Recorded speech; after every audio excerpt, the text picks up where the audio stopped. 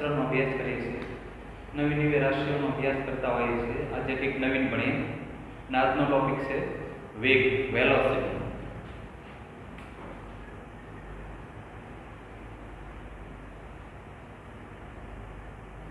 ગતિશાસ્ત્ર અને ટોપિક આપણો વેગ. અંગ્રેજીમાં કહીશું ને વેલોસિટી. વેલોસિટી વેગ, પદાર્થનો વેગ કેમ ગણાય, કેટલો હોય, કયા કયા પરિબળ પર આધારિત હોય એ જોઈએ. આની પહેલા તમને યાદ આવતું હોય તો ઝડપ જોઈ લીધી છે. ઝડપ અને વેગ એ બેમાં ડિફરન્સ, બરાબર, બેનો ફેર તફાવત જોઈશું આપણે.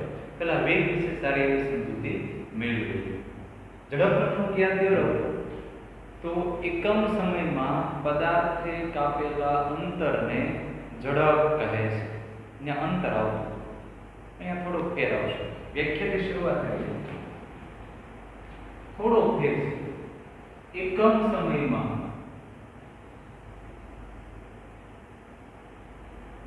પદાર્થે કોઈ એક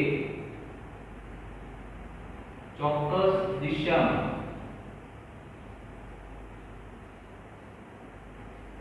કાપેલા અંતરને, કોઈ ચોક્કસ દિશામાં કાપેલા અંતરને વેગ કહે.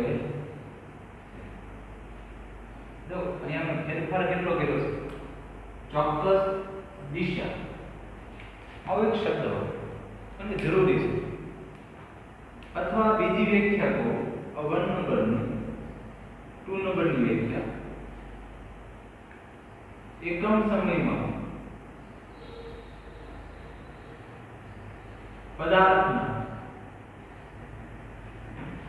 સ્થાનમાં થતા ફેરફાર. પદાર્થના સ્થાનમાં થતા ફેરફારને આપણે કહીએ છીએ સ્થાનાંતર.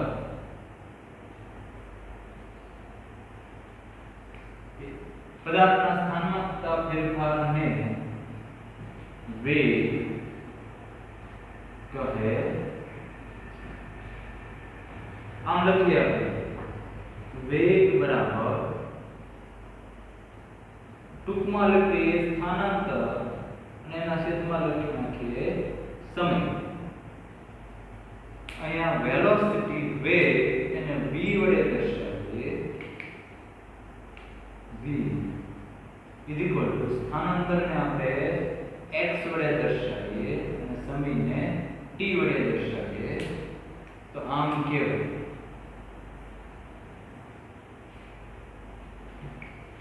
v equal to x by t. અને આ રીતે બનશે. એકમ સમયમાં પદાર્થના સ્થાનમાં થતો ફેરફાર એ વેગ. જો અંતર નથી શબ્દ વાપરવો, સ્થાનાંતર શબ્દ વાપરશો. ઓકે, આ સૂત્ર પરથી આપણે થોડીક વસ્તુઓ લખીએ કે કઈ કઈ વસ્તુ. એક તો એકમ, કેટલા સદિશ છે કે અદિશ છે એ પણ નક્કી કરાય. અને એકમ લખીએ તો અંતર અથવા સ્થાનાંતર બેનો એકમ મીટર છે અને સમયનો એકમ સેકન્ડ. આ SI એકમ છે. SI એટલે આપણી સ્ટાન્ડર્ડ જે પદ્ધતિ છે ને એમ. બાકી જનરલી આપણે કિલોમીટર પ્રતિ કલાક, સેન્ટીમીટર પ્રતિ સેકન્ડ વગેરે પણ વાપરીએ છીએ. ચાલો, બીજું વેગ સદિશ રાશિ છે. કેમ સદિશ? હું કઈ દિશામાં જાઉં ને એ મહત્વનું છે. અહીંયા જો ચોક્કસ દિશા. ઝડપની વાત કરું તો મારે દિશાનું કોઈ કામ નથી, અને વેગની વાત કરું તો ચોક્કસ દિશા જોઈશે. હું ક્યાંથી ક્યાં જાઉં છું. એક ઉદાહરણ સાથે સમજો. ધારો કે પદાર્થ હાલ અહીંયા ઉગમ બિંદુ O છે, A બિંદુ છે. ત્યાંથી ગતિની શરૂઆત કરે છે અને જમણી તરફ 5 મીટરનું અંતર કાપે. ત્યાંથી ઉપર તરફ આપણે દિશાઓ કે ઉત્તર દક્ષિણ એવું નામ કહીએ કે ઉપર તરફ અહીં રહેશે અને આવે છે અહીંયા બી બિંદુ બરાબર આ અંતર કાપે છે 3 મીટર ફરીવાર જમણી બાજુ જાય છે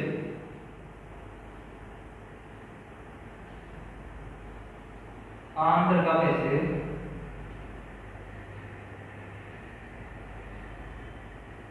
આ અંતર કે છે 5 મીટર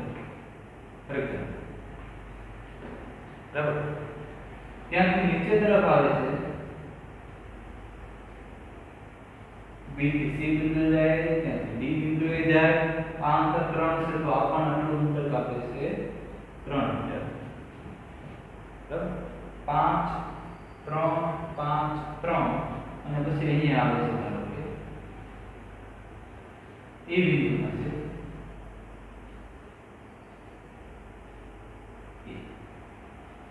અને આ અંતર છે ધારો કે 2 મીટર મેં એમનો અંદાજે મીટરો લખી છે એટલે આટલા મીટરનું અંતર કાપે છે પદાર્થ શરૂઆત ક્યાંથી કરે છે એ બિંદુ પદાર્થ આગળ જાય છે કોઈ દિશામાં દિશા બદલે છે થોડું અંતર કાપે દિશા બદલે થોડું અંતર અંતે એ બિંદુ પાસે હવે કોઈ મને એમ કે આ પદાર્થનો વેગ કેટલો હશે વેગ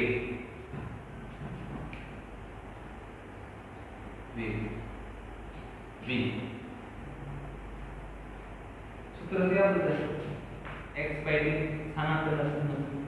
સ્થાનાંતરના છેદમાં સમય ધારો કે a થી શરૂ કરીને આ રીતે a થી શરૂ કરીને અહીંયાથી b c d e અહીંથી આમ અહીંથી આવી જાય છે એ દરમિયાન એને અમુક સમય લાગ્યો હશે અમુક t સમય લાગ્યો હશે ધારો કે a થી e સુધી પહોંચતા લાગતો સમય ધારો કે 3 સેકન્ડ હતી ધારો કે 3 સેકન્ડ તો ગણતરી કરીએ વેગ બરાબર સ્થાનાંતર કેટલું સ્થાનાંતર એટલે પદાર્થના સ્થાનમાં થતો ફેરફાર એટલે કે અંતિમ સ્થાન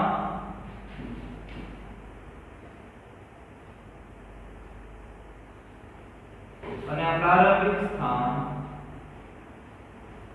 બે વચ્ચેનું ટૂંકામાં ટૂંકું અંતર minimum distance between the points એ સ્થાનાંતર છે એટલે a થી શરૂ કરીને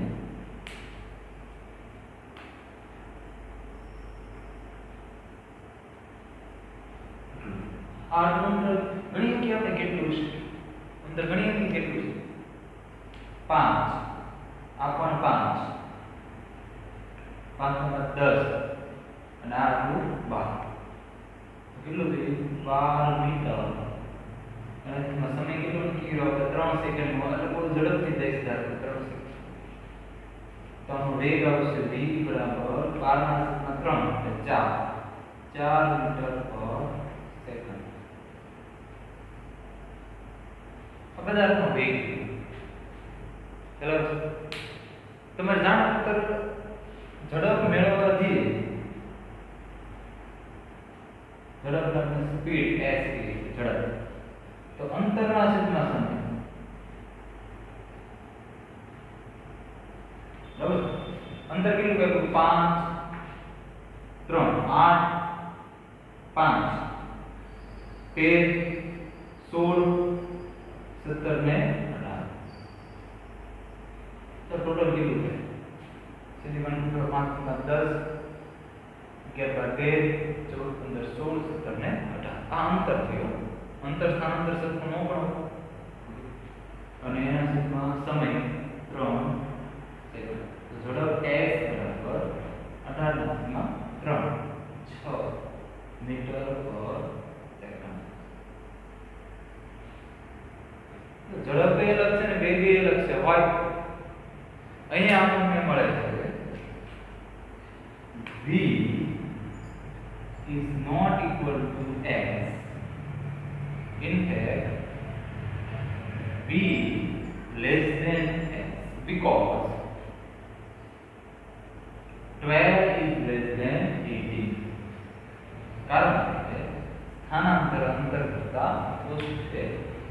આમ કેમ એટલે મગજમાં એક ક્લિયર થવું જોઈએ કે ઝડપમાં અને વેગમાં ફેર છે. ઝડપ અદિશ રાશિ છે, દિશાનું કોઈ મહત્વ નહીં, કેટલું અંતર જ્યાંથી જેમ જાય કેટલું અંતર કેપેસિટીમાં અંતર કાપવા માટે લાગતો સમય. જ્યારે અહીંયા દિશાનો ખ્યાલ હોવો જોઈએ તો જ ખ્યાલ આવશે.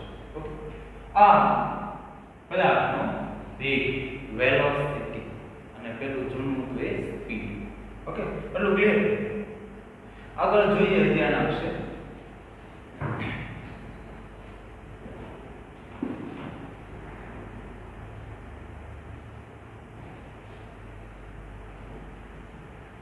થોડા પ્રકારો વિશે વાતચીત કરીએ. પ્રકાર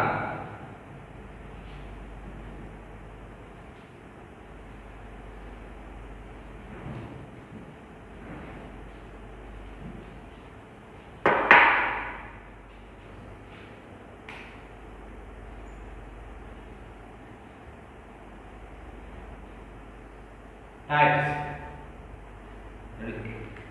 આમ જોવા જઈએ તો કોઈ પણ ગતિઓના બે પ્રકારો થાય છે. એક તો અનિયમિત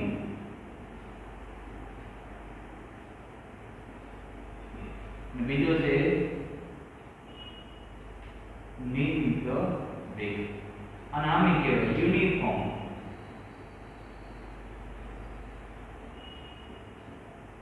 યુનિફોર્મ વેલોસિટી આને કહેવાય નોન યુનિફોર્મ વેલોસિટી.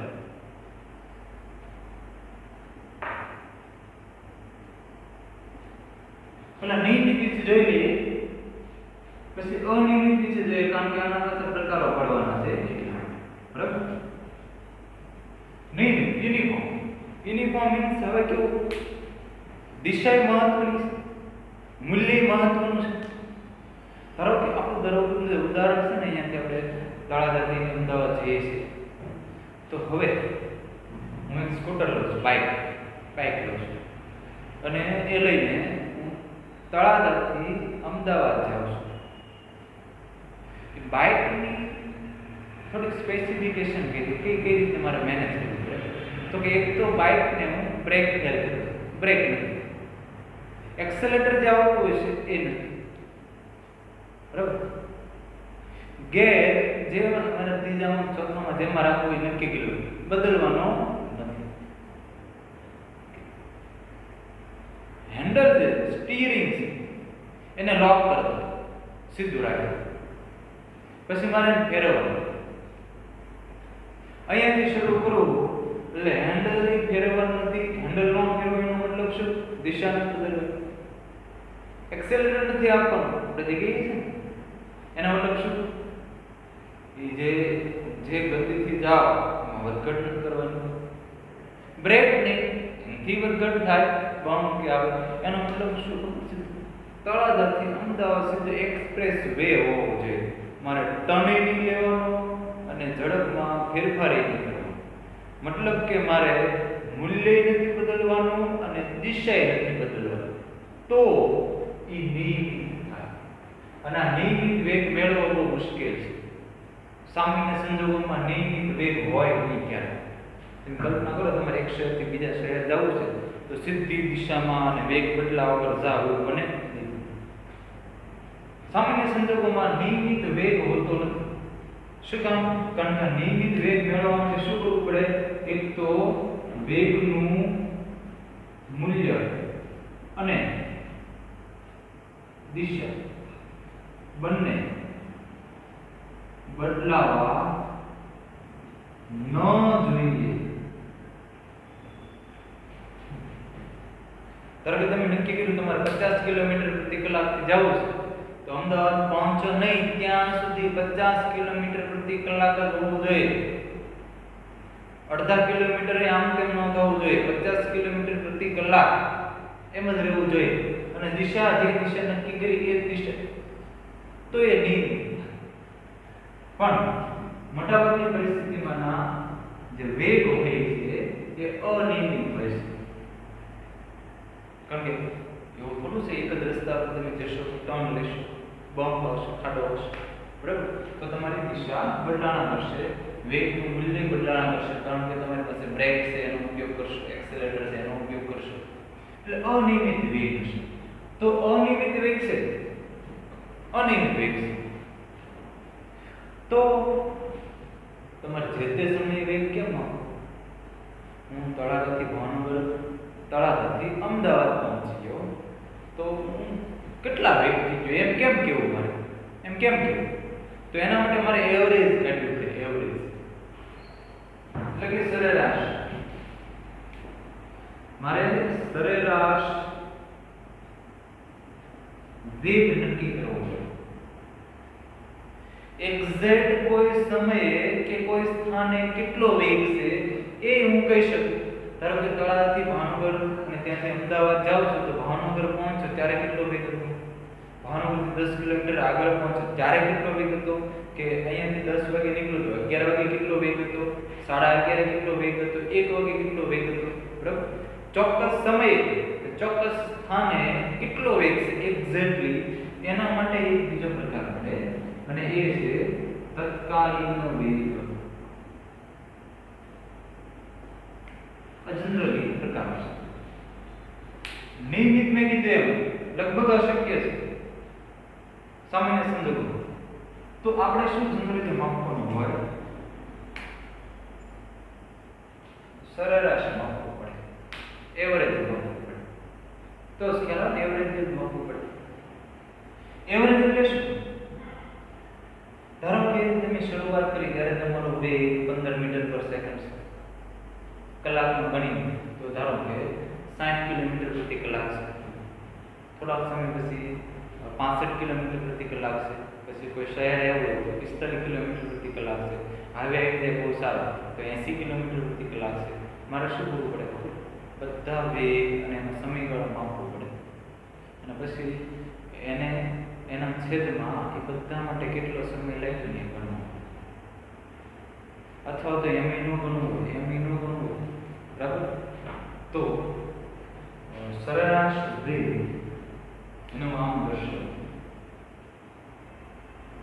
અને મેં કીધું સદિશ છે એટલે દર વખતે ઉપર તીર લગાવીશ. એવરેજ છે ને અને સદિશ છે ને, એવરેજ એટલે આમ અને સદિશ છે એટલે ઉપર તીર. આપણે પેલા વાત થઈ કે તીર લગાવવું પડે સદિશ છે. તો શું કરવું પડે?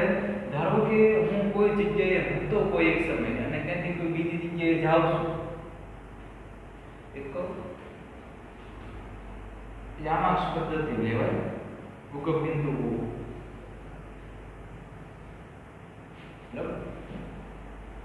કોઈ એક સમયે હું અહીંયા હતો, મારું સ્થાન x1 નું હતું, ત્યારે મારો વેગ v1 હતો. પછી થોડાક સમય બાદ હું અહીંયા આવું છું, ત્યારે મારું સ્થાન x2 થાય છે અને વેગ v2 થાય છે. રાઈટ?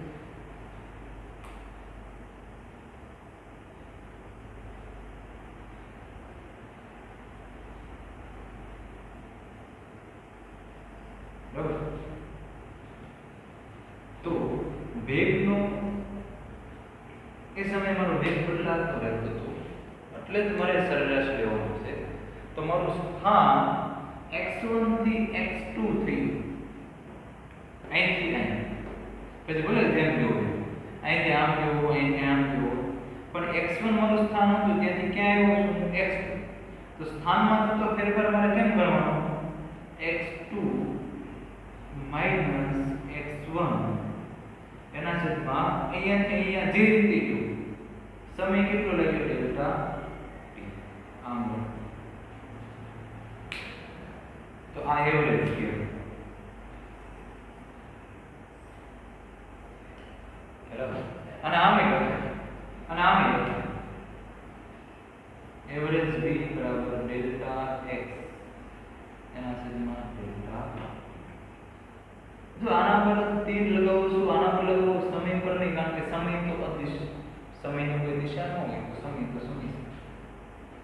ઓકે. ઉત્તર દિશામાં આટલો સમય, દક્ષિણ દિશામાં આટલો સમય, ઘડિયાળનો સમય તો સમાન હોય. તીર ક્યાં લગાવું એ થોડું ધ્યાન રાખતો રહેવું. આમ પણ હું લખીશ. આ સરેરાશ છે. જનરલી આ જ માપવાનું. એક બીજી રીત છે. કઈ રીત? બહુ સહેલી રીત. અહીંયા વેગ v1 છે, અહીંયા વેગ v2 છે. વેગ અલગ અલગ છે. એ v1 માંથી v2 થતા ડેલ્ટા t સમય લાગ્યો છે. ધારો કે અહીંયા તમે કોઈ t1 સમયે હતા અને અહીંયા t2 સમયે હતા, બરાબર? અલગ સમયે થોડોક સમય લાગ્યો હોય ને v1 માંથી v2 બદલાઈ ગયો તો ક્યારેક આમ નહીં લખાય એવરેજ v બરાબર v1 v2 આ સરેરાશ વાળી આપણી રીત સરાસરી ન કરતા હોય. ધારો કે પેલા 10 મીટર પર સેકન્ડ હોય, પછી 20 મીટર પર સેકન્ડ હોય તો 10 ને 20 30 ભાગ્યા 2 એટલે સરેરાશ કેટલો થયો? 15 મીટર પર સેકન્ડ. એવી રીતે પણ ગણાતા હોય છે. ઓકે,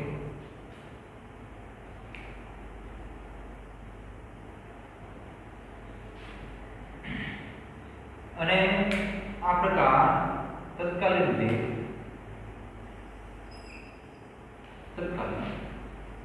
આના તત્કાલીન એટલે શું એ થોડું સમજવા જેવું છે. મેં તમને પહેલા કીધું કે આ હું x1 થી x2 જાઉં છું તો અહીંયા કંઈક પહોંચું કોઈ વચ્ચેના બિંદુએ, તો એ સમયે એક્ઝેક્ટ અહીંયા કેટલો વેગ છે એ મેળવવું હોય એ તત્કાલીન છે. એ તત્કાલીન છે અને એ જનરલી ક્યાંથી એનું મૂલ્યની દિશા મુકાય તો કે એ સમયે તમે સ્કૂટર પર કઈ દિશામાં છો, ઉત્તર દિશા સાથે કેટલા ખૂણે છો, આપણે સદિશમાં બતાવીએ ને એમ આટલા ખૂણા સાથે અહીંયાથી આમ છું તેમ છું વગેરે. અને સ્પીડોમીટર છે બાઇકની આગળ જોઈ લો 60 કિલોમીટર પ્રતિ કલાક છે કે 62 છે. જે બાઇક પર હશે, જે ડ્રાઈવર હશે એ જોઈ શકે, નક્કી કરી શકે એની દિશા કઈ છે અને એનું મૂલ્ય કયું છે. આપણે મેથેમેટિકલી એને દર્શાવવું હોય તો કેમ દર્શાવવું? મેથેમેટિકલી તો જો તળાવથી ભાવનગર ઘણો અંતર છે, ઘણો સમય લાગે, તો અલગ અલગ બિંદુ પાસે રોડ ખરાબ હોવાના લીધે આપણે દિશા બદલાતી છે, પંપ તારવવા મૂલ્ય બદલાતું છે, કોનું વેગ ઝડપ. જનરલી એક વસ્તુ ઝડપ છે એ વેગનું મૂલ્ય છે, યાદ રાખો.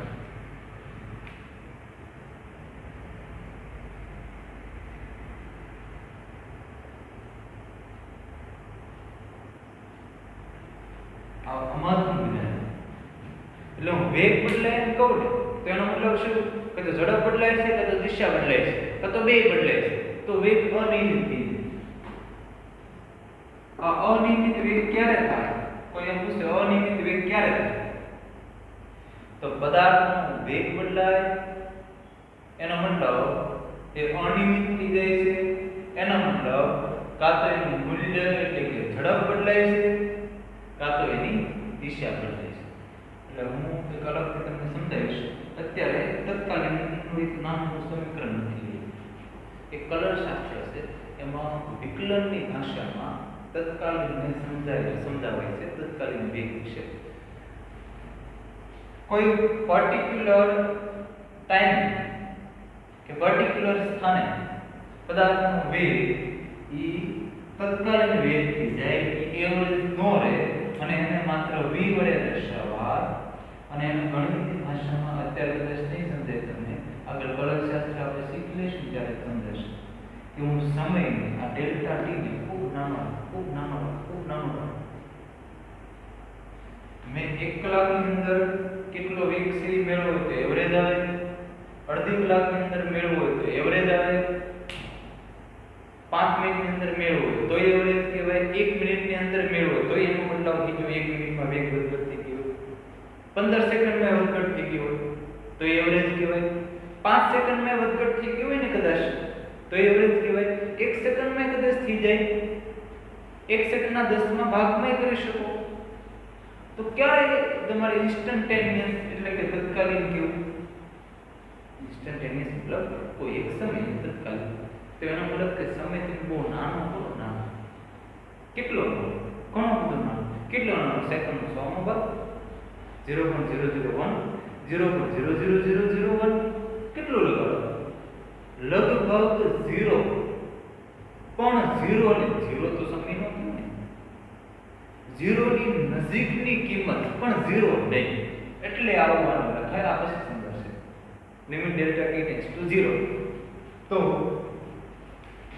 આમ કરી દઈએ ડેલ્ટા x ના છેદમાં ડેલ્ટા t તો આ આવું થઈ જાય v dx by dt આ તત્કાલીન વેગ તાક્ષણિક કે તત્કાલીન કે ઇન્સ્ટન્ટેનિયસ અને આના વિશે અત્યારે અભ્યાસ નહીં કરીએ વિકલન કરીને જવાબ મળે જે તે સમય એ આપણે રાખીએ છીએ કારણ કે આ તો અલગ કલનશાસ્ત્રનો ટોપિક થઈ જાય અને એ ભણ્યા છે આપણે હાલ અત્યારે આપણું બેઝિક નોલેજ કેટલું હોવું જોઈએ ઝડપ અને વેગ અલગ અલગ છે વેગમાં મૂલ્ય અને દિશા બંને જોવું પડે વેગમાં બદલાવ ક્યારે ક્યારે થાય એના વિશે થોડી વાતચીત કરવી થોડા મુદ્દા લખી દો એટલે તમને ખ્યાલ આવે ઓકે આ આટલું મગજમાં રાખજો રેડી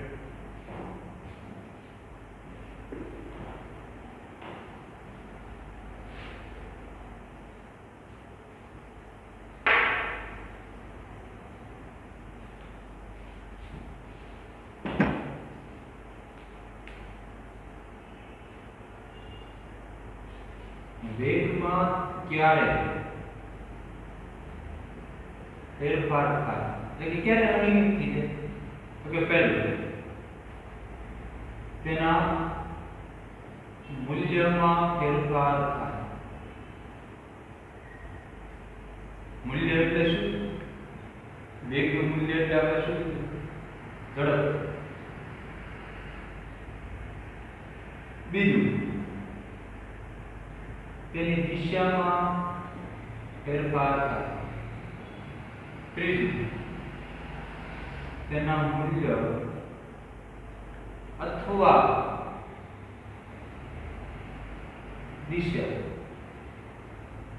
બંનેમાં ફેરફાર થાય તો વેગ બદલાય છે એમ કહેવાય મેં કીધું આ ત્રણમાંથી કોઈ એક ઘટના તો બનતી જ હોય ને વેગ અનિયમિત થઈ જતો ઓકે હજી એક ઉદાહરણ જોઈએ તમને ખ્યાલ આવે એક ઉદાહરણ લઈએ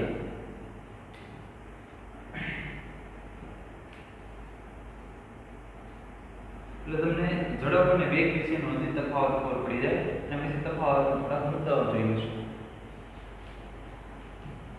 કોઈ એક ઉદાહરણ વર્તુળાકાર માર્ગ બરાબર આમ એક વર્તુળ છે